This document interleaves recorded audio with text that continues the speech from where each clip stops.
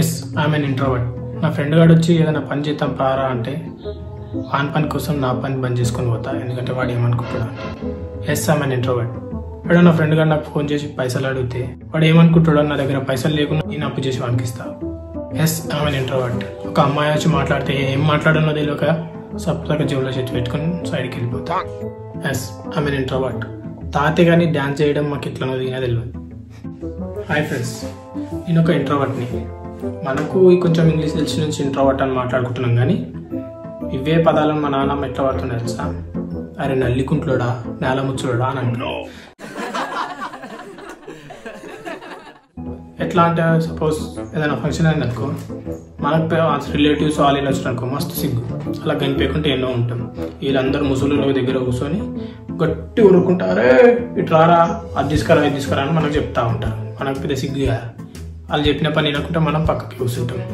అప్పుడు వాళ్ళు నల్లిగుంట్లోడే నేల ముచ్చులోడు ఇంత పని చెప్తున్నాడు నాకు అది అనుకుంటా వాళ్ళకి ఆ ముసళ్ళందరికీ చెప్తా ఉంటారు. చూడు మనం ఏం తప్పు చెప్పినట్లా తిప్పబడాల్సి ఉంటుంది. అదే సపోజ్ నేను నా ఫ్రెండ్ గారితో ఉన్నాను అనుకో, పోరిన ముంగట వాళ్ళ హైలైట్ గానికి నన్ను అవలగాలి చేస్తాను. ఏం చేస్తా, వాళ్ళ పులిహోర మాత్రం బాగా కలిపి వస్తుంది. నాకు వాళ్ళు వచ్చి మాట్లాడితే ఏం మాట్లాడన్నా నాకు అర్థం కాదు. అట్లా బుగ్గగానే అయిపోతా వాళ్ళ ముంగట. కొడుకులు ఇంకా ఎట్లుంటారు తెలుసా? మనకు పానీపూరి తినాలనిపిస్తే తింటాం, కానీ వీళ్ళు పానీపూరి బండి దగ్గర పూరీలు ఉంటేనే పోయి తింటారు. అక్కడికి వీళ్ళు మంచిగానే బిల్డప్ కొడతారు అవి ఇవ్వాలన్నమాట. కానీ నేను మాత్రం భయ్యాతోడ ప్యాస్దాలో అన్నాడు కానీ గిన భయపడతా. కానీ వాళ్ళు మాత్రం పానీపూరి కంటే ప్యాసే ఎక్కువ తింటారు. అదే నేను ఒక అమ్మాయిని లవ్ చేసింది అనుకో, వెళ్ళి ప్రపోజ్ చేయడానికి 1 సంవత్సరం పట్టుద్ది. ఆలోపు ఆ అమ్మాయి నా గురించి తెలుసుకొని వచ్చి అన్నయ్య అని అంట.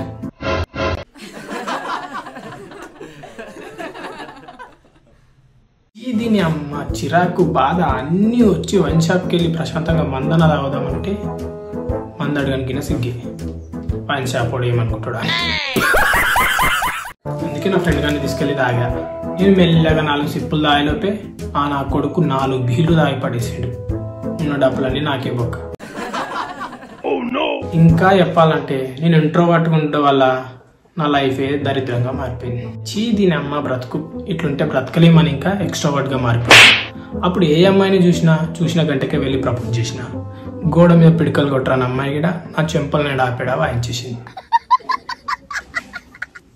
ఇక పిల్లైన వార్త లేదని ఈసారి వైన్స్ కుక్కని పోయినా బ్రో. వైన్స్ కాడ మా అన్న చూసి కుక్కని కొట్టినట్టు కొట్టిండు. కొన్ని మొత్తం పోయింది.